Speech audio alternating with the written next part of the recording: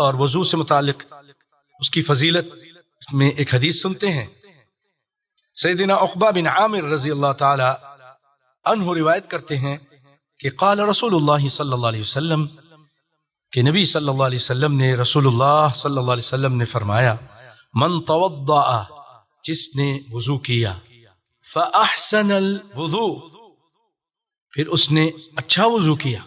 اچھا سے مراد نبی کے طریقے کے مطابق، سنت کے مطابق، اسراف نہیں کیا.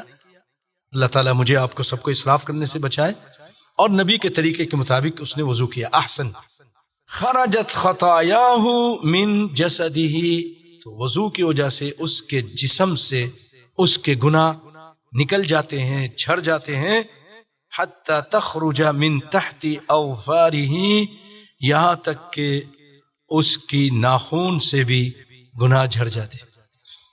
ہم جو وضو کرتے ہیں ہمارے گناہ جھڑ جاتے ہیں، لیکن احسن کو یاد رکھیے گا کہ نبی کے طریقے کے مطابق وضو کرنا ہے، اپنے باپ دادا کے طریقے پہ نہیں، دادی نانی کے طریقے پہ نہیں، ملا مولوی کے طریقے پہ نہیں، کائنات کے امام محمد مصطفیٰ صلی اللہ علیہ وسلم کے طریقے